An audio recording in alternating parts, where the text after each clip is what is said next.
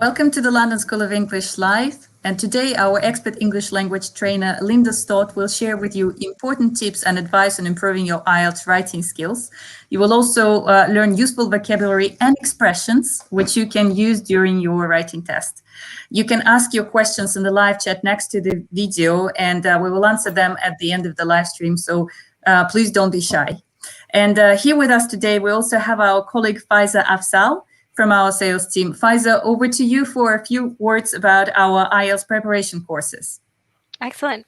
Thanks so much, Olga. Welcome, everyone, and thank you for joining us today for our live stream about how to help you with your IELTS. We have a variety of options available for you if you're looking for support. We offer group courses. We are running them online at the moment. They're intensive 3-hour sessions Monday to Friday, and they cover all different skills, all the 4 skills in the exam. So you will be covering content related to speaking, reading, listening, writing. They start every Monday. It's fairly flexible for how long you join us for. The next session that we will be running is from the 26th of April in our second time slot. So that's from 9 until 12:30 UK time, Monday to Friday. So let us know if you're interested. We also offer the IELTS course face-to-face.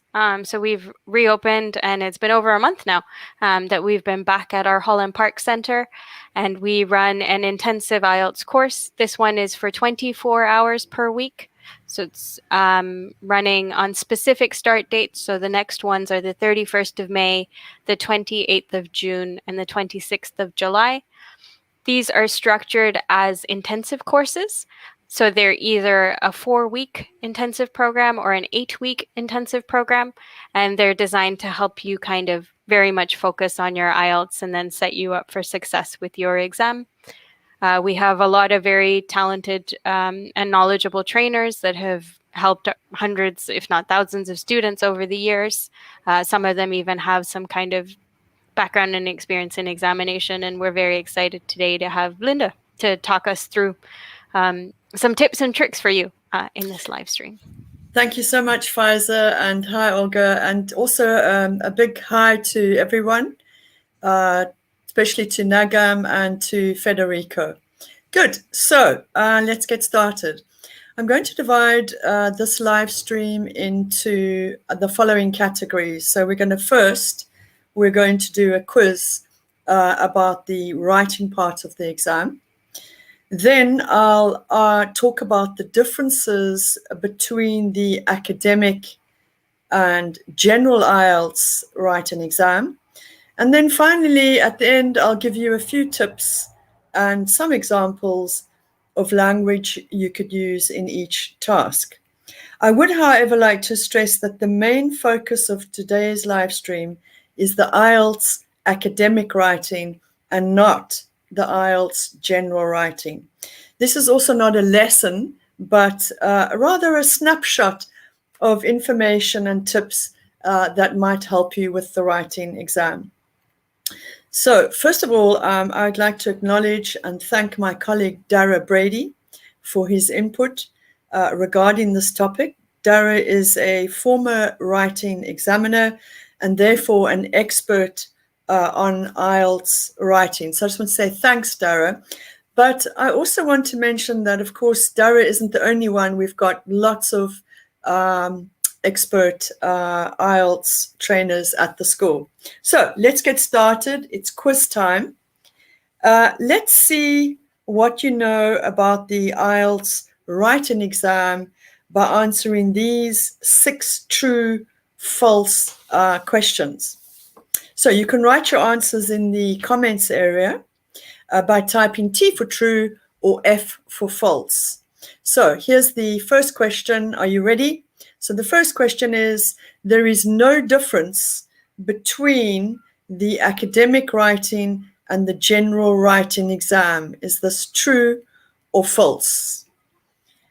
True or false? Anybody want to give us the answer, true or false?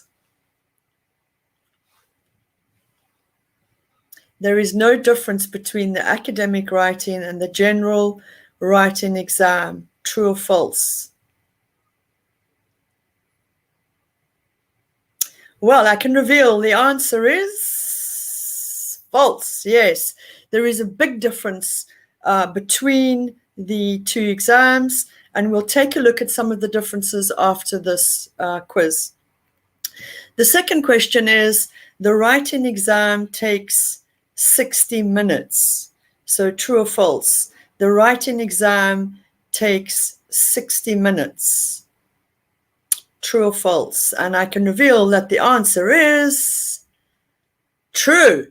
Absolutely true. The writing exam takes 60 minutes. That's absolutely true. Good. The third question is, there is a minimum word limit for each task. True or false? So there is a minimum word limit for each task. True or false? And I can reveal that the answer is true. So there is a minimum word limit. So for task 1, you'll be expected to write 150 words, and task 2, you should write 250 words. So if you're having problems answering these questions, then obviously it's quite important that you start, continue watching, obviously, but that you make sure that you know what you're doing with the exam as a beginning before you even start looking at some language, so that you know what your expectations are. So the fourth question is, there are 2 writing tasks, true or false? So there are 2 writing tasks, true or false? And I can reveal that the answer is true. Yes, there are 2 writing tasks. There's task 1 and task 2. So moving on to question number 5. Task 1 and task 2 are worth equal marks. True or false? Task 1 and task 2 are worth equal marks. True or false? And I can reveal that the answer is false. And why is it false? Because task 2 counts for more marks. It's worth twice as many marks as task 1, but you have to do both of them. So that's quite important. Task 2 counts for more marks. It's worth twice as many marks as task 1, but you have to do them both. That's really key. Good. And then the final true-false question, you should spend 30 minutes on task 1 and 30 minutes on task 2. True or false? You should spend 30 minutes on task 1 and 30 minutes on task 2. True or false? And I can reveal that the answer is false. You should spend 20 minutes on task 1 and 40 minutes on task 2. So 20 minutes on task 1 and 40 minutes on task 2, if you really want to achieve completion of both of these tasks. 20 minutes task 1 and 40 minutes on task 2. Great. So I'm going to move on now to talk about some of the differences between academic and general IELTS writing. So the main differences are to do with topic and the language you are expected to use. So in the academic exam, the topics covered are those which are suitable for anyone entering university or a professional institution. In task 1, you will be expected to write a report. In task 2, you will be expected to write an essay. So in task 1, you'll be expected to write a report. In task 2, you will be expected to write an essay about the following topics: technology, art, education, the environment, government and society, health, jobs and employment. So this is the academic exam. Moving on to talk about the general writing exam, the topics are of a more general nature. So for instance, in the general writing exam in task 1, you'll need to write a letter. So immediately we can see that there is a very big difference between academic and general. So in task 1 of the general, you write a letter. So that's quite different to academic task 1. So in task 2 of the general writing exam, you are asked to write an essay in response to a point of view, an argument, or a problem. And topics are of general interest around everyday life and regular social activities, such as whether it is better to homeschool children, whether the drinking age should be raised, who is responsible for the care of the elderly, or how families could be brought together closer, and so on. I'm going to give you 2 examples of sample questions relating to writing task 2. And I want you to look at these 2 examples. And if you want to type in the comments box, and I'm sorry, a lot of you have responded, but I've been so focused on giving you the right information and to go through it clearly that I haven't acknowledged you. But thank you so much. Everyone's made comments about true and false, and I'm sure you got a lot of them right. But what I would like you to do now is have a look at these 2 different tasks and see which one is academic and which is general. So the first writing task example, and we're focusing on writing task 2, you should spend about 40 minutes on this task. And the rubric says, in the past, when students did a university degree, they tended to study in their own country. Nowadays, they have more opportunity to study abroad. Do the advantages of this development outweigh the disadvantages? Give reasons for your answer and include any relevant examples from your own knowledge or experience. Write at least 250 words. So is this, do you think, a general exam, or do you think it's an academic exam? Then we're going to move on to the second example. And the second example talks about you should spend, similarly, you should spend about 40 minutes on this task. Wealth does not necessarily guarantee happiness. To what extent do you agree with this statement? Provide reasons for your answer. Include relevant examples from your own knowledge or experience. Write at least 250 words. So would you say that example 1 or example 2 is academic?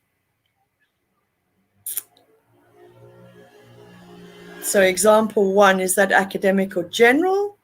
Example 2, is that academic or general?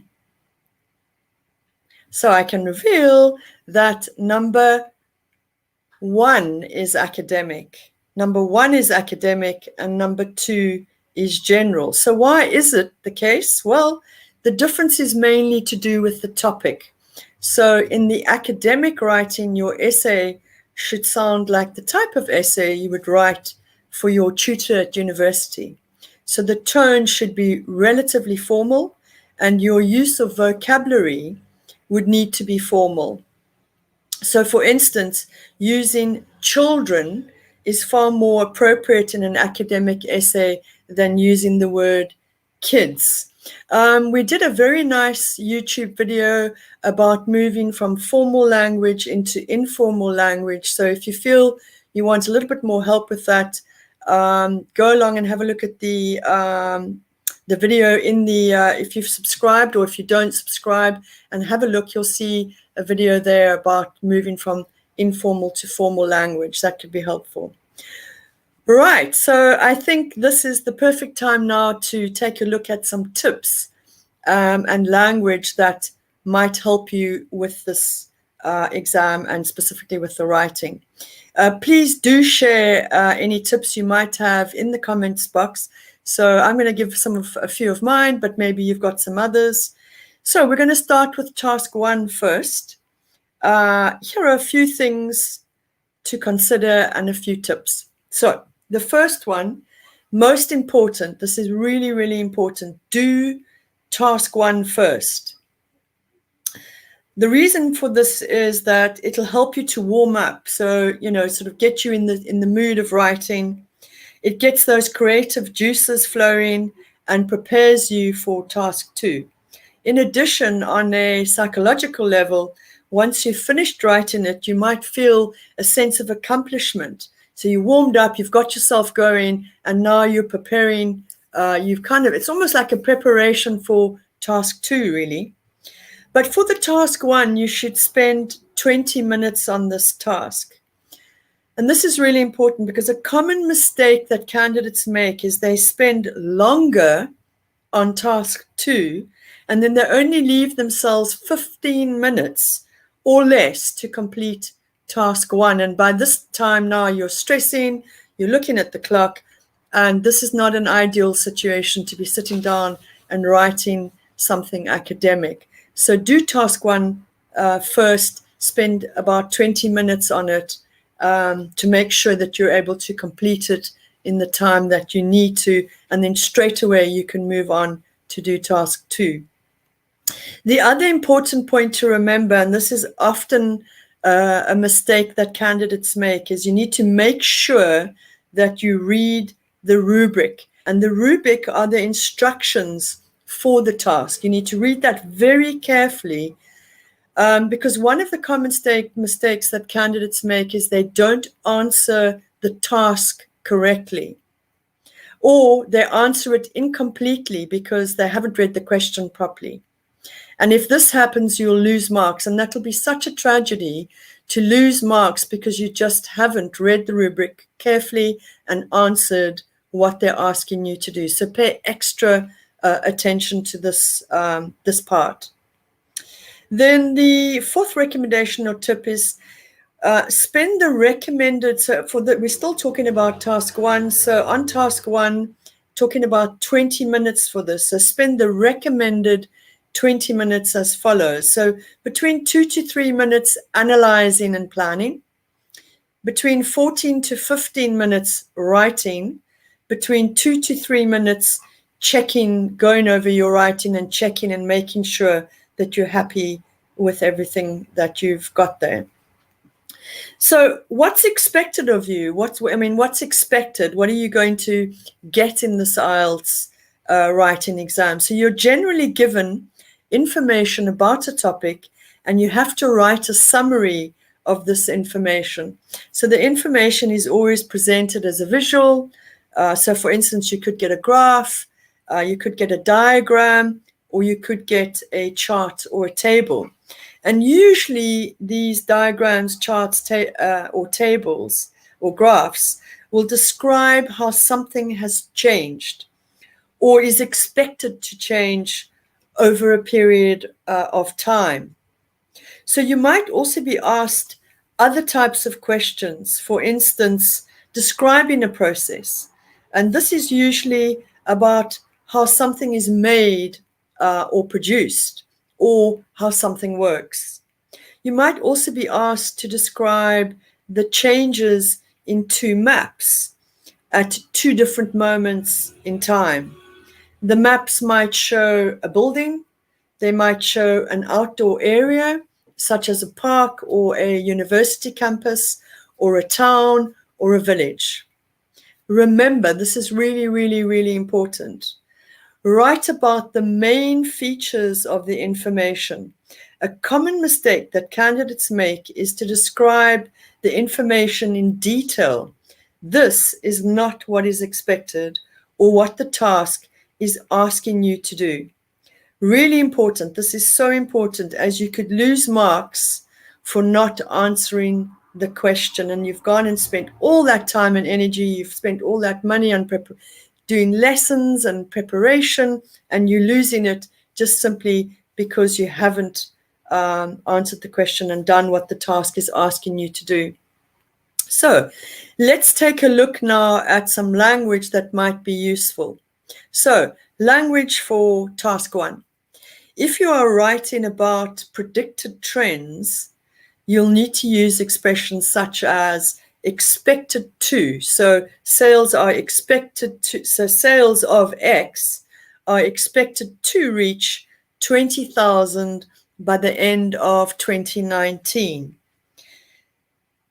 Similarly, if you are writing about a process, you'll need to use present simple because you are talking about a repeated activity that doesn't change. So a repeated activity that doesn't change, we know that this requires the use of the present simple. So being mindful of what grammar you're going to use, thinking about that. Yes, that's we're talking about a repeated activity, so everything in this part is going to be present simple. That's the grammar I need to be using.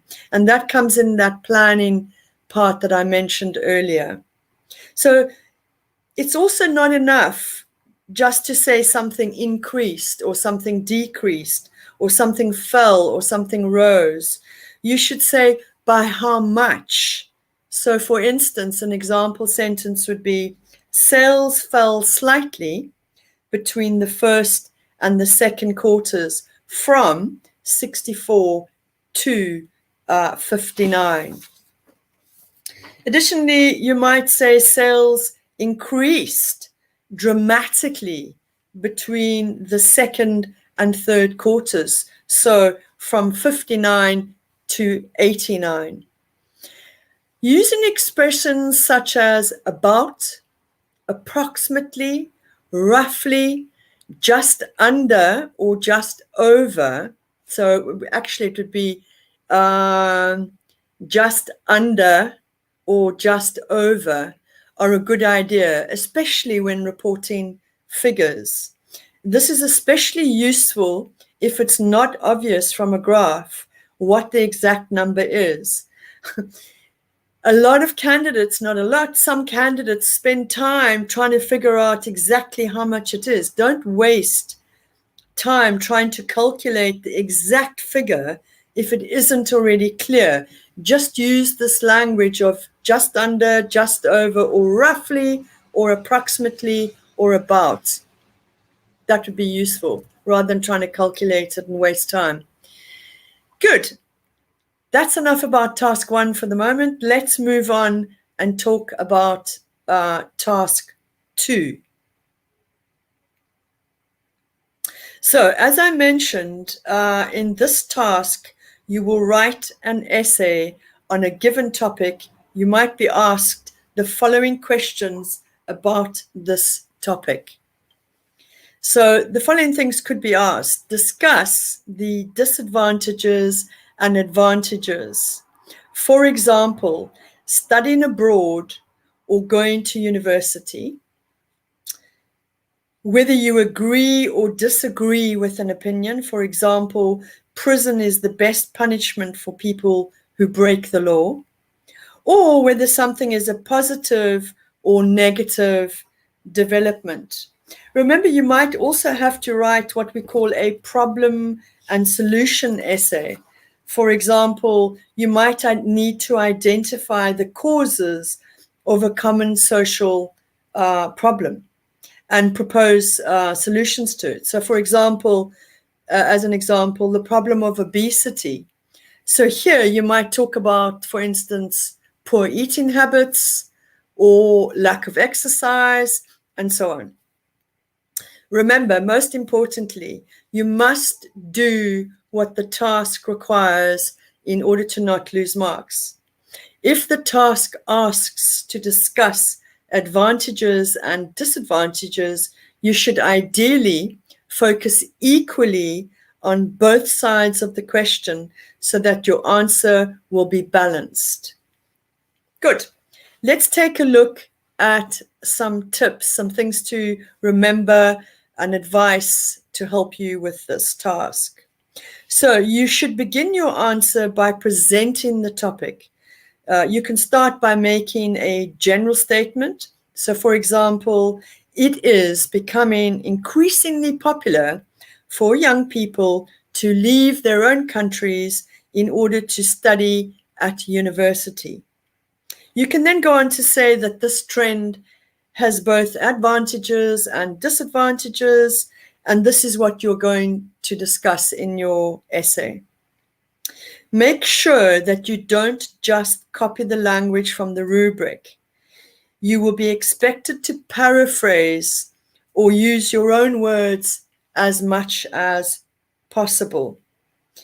Additionally, it's important to develop your ideas properly. So, for instance, it's not enough to say, for example, one of the advantages of studying abroad is that you can experience a different language and culture. You also need to explain why this is an advantage or what the possible benefits are. So, for instance, this provides you with a skill which can be useful throughout your life. The next tip is make sure that you organize your answer into clear paragraphs. Plan your paragraphs as part of your preparation before you write anything. So, for example, for an advantages, disadvantages essay, you'd probably need 4 paragraphs. You'd need an introduction. You'd need to have 1 paragraph to discuss advantages, and you would need 1 paragraph to discuss the disadvantages, and then your final paragraph would be your conclusion. Another important point to remember is you will lose marks if your answer has no paragraphs. So if everything is written in one long, continuous flow, so you'll lose marks if there's no paragraphs or if you haven't used paragraphing properly. Another extremely important aspect is what we call register. And register is about the formality. So how formal your writing sounds.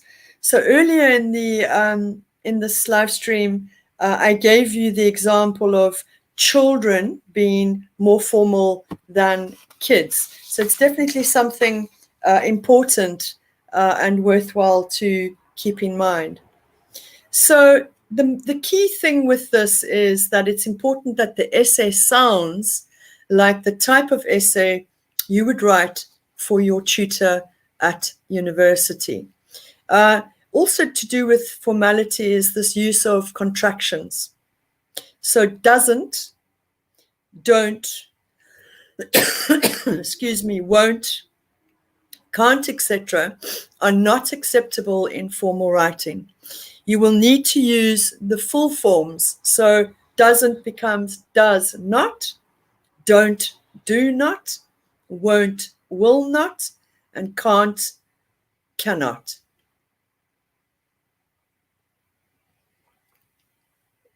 So using contractions is not acceptable, not just in the IELTS, actually, in any kind of formal writing. So you'll never see, for instance, contractions in a legal document or any other formal document. So really, really important to remember that. So doesn't becomes does not, don't becomes do not, won't becomes will not, and can't becomes cannot. Well, that's all for this session. Thank you for listening and thank you for your time. Over to you. Thank you very much, Linda, and thank you for everyone who participated in the quiz and also shared their answer for other questions as well. It was great to see so many people participating. And please do share your questions and comments in the live chat next to the video. And Linda, thanks again for the amazing and very insightful session. So while we're waiting for the questions and comments from our viewers, Linda and Faiza, with so many IELTS preparation resources available online and in printed form, what would be the reason to take IELTS preparation training with us? Well, that's a really good question, because as you say, there's so much available online, the books, etc., etc. But I like to use the analogy of running a marathon, right? Preparing for a marathon and the IELTS exam. So usually if you want to prepare for a marathon, you need a coach, you need advice, you need help, you need to know strategies, you need to know when to take that water break, when to take that protein break, what the layout of the route looks like. Are you good at uphill? Are you better downhill? How does it all work? How are your knees going to manage?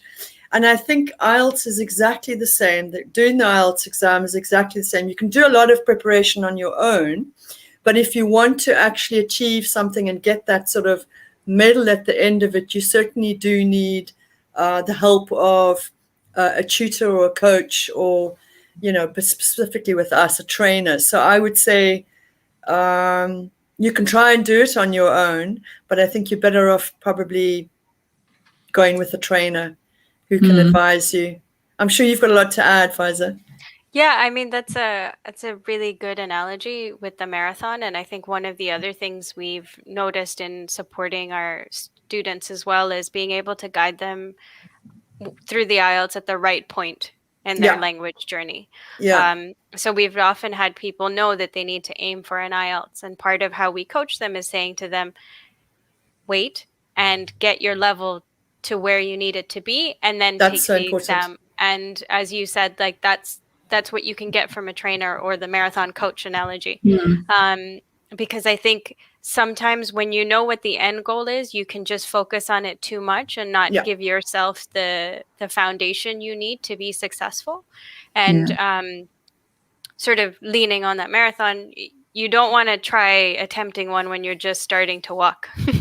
You want to do it after you've learned to run, but not just that, like you've done some long distance runs and you've built your way up and you've built up your stamina and your tolerance, and then you go for the marathon. And in the language context, it's right. I know that I need to get a level 6 with a minimum of 5.5 in each of the components. Right now, my language is sitting at a 4.5. I need to build that up to have that solidly be at a 5.5, if not 6 level, which will require a few months of intensive work and getting my language, so that when I am able to take the exam, not only do I have access to the language at the level that is required, but then, as Linda kind of gave you guys all during this live stream, those little tips and tricks of exam technique that then allow you to position your language and showcase it in the best way for you to get the score that you need.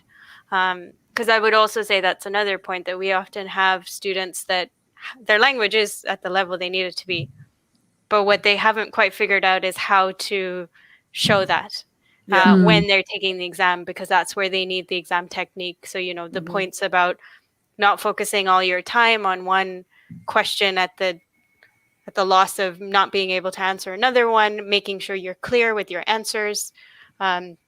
So yeah, I think that's the added layer you can have with helping somebody guide you. You can read about a lot of those things. You can have access to guides and resources, which a lot of our students do, but sometimes it's, as we've said, we have a lot of very experienced trainers who have helped hundreds and thousands of students with IELTS preparation. So often all it is, an hour with them or in a group setting for them to be like, oh, I know what's happening here, and just make this tweak. And then all of a sudden you're able to kind of be successful. And it helps because it's that coach that can look at you and be like, right, this is how we improve your form. Yeah. And I think what's really important as well is what I've given today is I've just scratched the surface. It's a minuscule little rice grain of info in terms of what what else you will need to focus on in terms of the IELTS writing, because there's loads of grammar, loads of vocabulary, specifically focusing on all those topics. And then practicing writing, having the trainer actually look at your work and go, your paragraphing's good, but your register's still a little bit off, or you need some linkers in here, or whatever it is. So I think, specifically with the writing, I'm not just because I'm a teacher, I definitely wouldn't recommend anybody going and actually just going to do it. You might well do well. You might just be one of those lucky people. But to be honest with you, I haven't met anybody who's actually successfully gone and done the IELTS exam on their own. Most people, what they do is they try and do it, and then eventually they come back to us and they go, okay, I did the exam. I didn't reach, the band score that I did. I'm having difficulties, clearly. Can you help?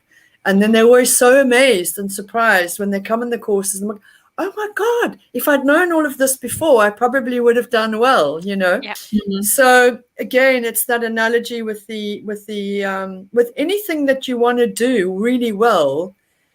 And let's face it, the IELTS, you know, is you're trying to get into university. This is something important for your career. So I reckon that if that's such an important thing, take time to, you know, to focus on it and put energy into it, and perhaps spend some money on doing a course or a private lesson or whatever. Great. Perfect. When I Thank say you. private, I mean obviously one-to-one with a trainer, obviously. Yeah. Yeah. And we do have a combination. So for different needs, you can either take group classes or individual lessons, or a combination of those. We've got a question from Derin Ayvaz, who's asking how many points are each task? Yeah, it's interesting because everyone's going, how many points? How many points? But remember that the IELTS exam is based on bands. Yeah, so we've got band 4, band 4.5, 5, 5.5, 6, 6.5. So basically how it works is you're going to get a band score for each of those IELTS, you know, for the whole 2 tasks together. So it's not a question of, oh, this task is worth 500 points and this task is worth 1,000. It's basically got to do with a marking system, and this you will get when you do the course or work with a trainer. It's broken down. There's a rubric that breaks it down into exactly what's expected of you. And there's no exact mark. So you're not going to get 3 marks for this and 20 marks for this and 5 marks for this. But it's a question of, did the person answer the task? Did they use the language? Did they achieve the task correctly? And was the paragraphing correct, etc., etc., and was the register correct? So there's a whole checklist of things that you would need to go through. So it's not so much about how many points. It's got to do with, did you achieve all the different criteria? And then based on the criteria, you would get marks. You would get your band score based on that. So usually when trainers mark your writing, they'll say, based on what you've written, your band score for this would be, let's say, 5.5. So, of course, if you need 7, you know at that point that you've got quite a lot of work to do to get up to that 7 mark, you know. And that's the other important point, is it's really important if you are going to university that you find out from your university what your band score requirement is, because each university is different and each course is different. Each course that you're doing requires a different band score. So very often people say, oh, I need to do the IELTS, and you sort of ask, well, what's the band score that you need? Oh, I don't know, I think it's 4.5. Well, you should find out, because it's really important. There's a big difference between 5 and 7, or even 7 and 7.5. Yeah.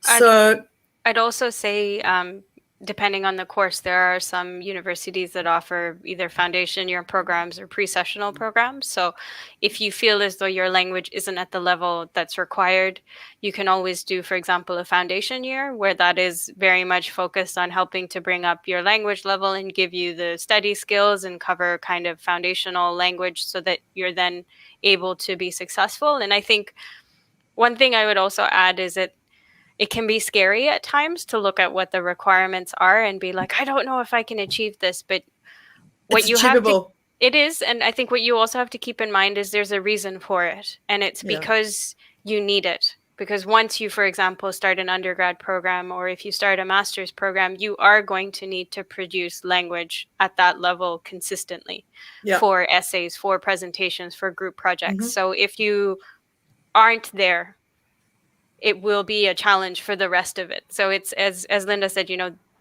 doing the IELTS, especially the academic in preparation to do a university course, is a big step in your life, in your career, in whatever chapter you have next. So you want to set yourself up for success so that you then don't spend the time struggling once you are in that course. So allow yourself that time as well if you need a little bit more. Again, there are schools that do pre-sessionals as well, and we've helped many people get to the score they need to then do a pre-sessional.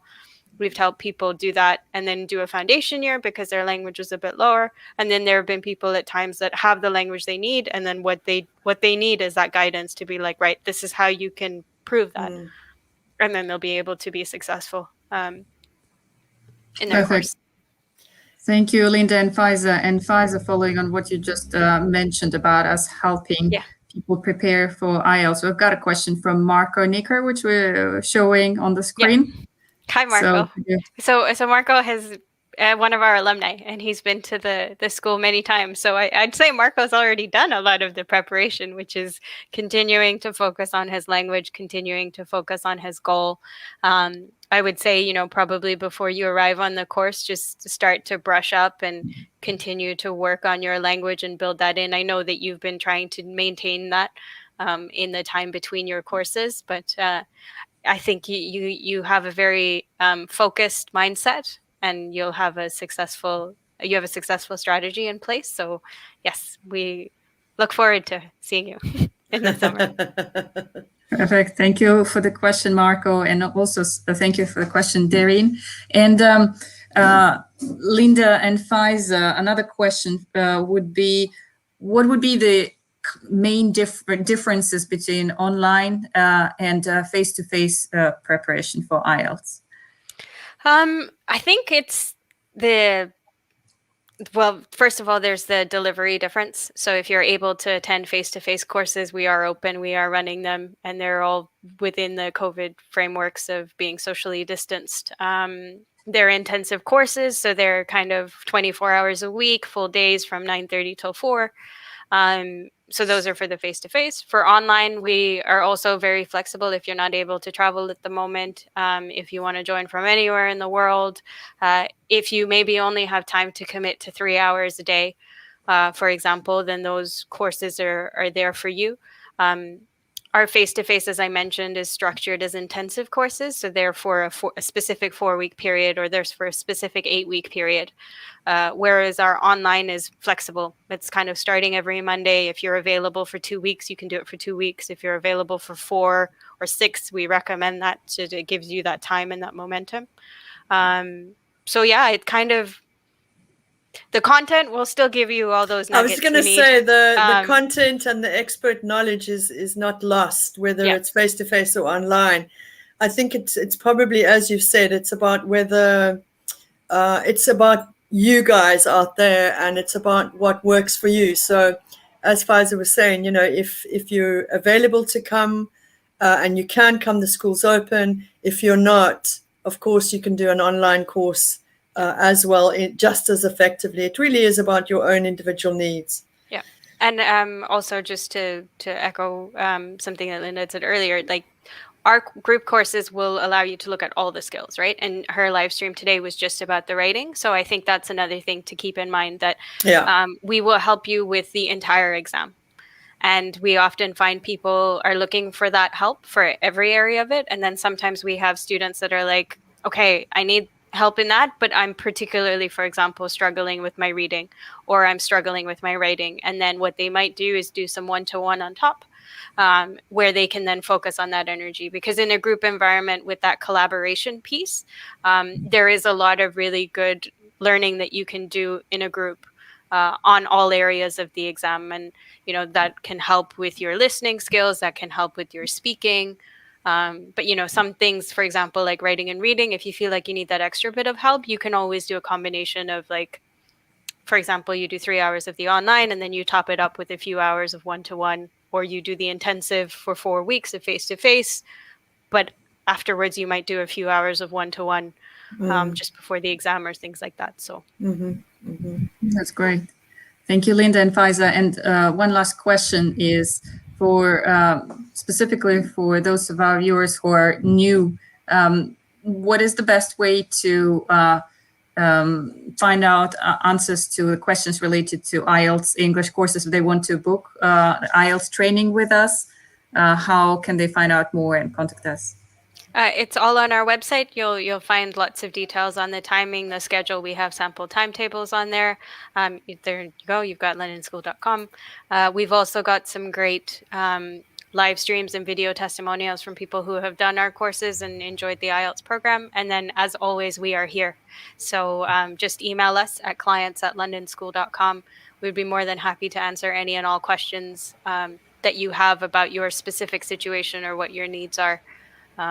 And yeah, we would love to welcome you and help you as well. Great, thank you. Yes, just to wrap up the live stream, again, I would like to say thank you very much for to all of our viewers who joined us today. And we hope that your IELTS preparations are going well. And of course, if you need help, you can always get in touch with us. And of course, as always, thank you, Linda, for this amazing content that you've prepared for us today. Thank you for the opportunity. Of course. And thank you, Faiza, for your help with answering all of the questions related to courses. So we'd also like to mention that we run this the live streams on our YouTube channel every Thursday. So I believe that the next one that's coming up is actually for those of you who we hope would be able to join us at some point, maybe this year in our center in Holland Park Gardens in London for face-to-face training. So this would be a live stream about some useful English expressions for your trip to London. Mm-hmm. Fantastic. Happen at some point when things get better. On the red bus. Indeed. Yeah. Take care, Nagam. Yeah. Be safe, you too. Take care and keep well and safe. And we hope to see you soon. Yes. Bye-bye. Bye, everyone. Cheerio. Bye, everybody.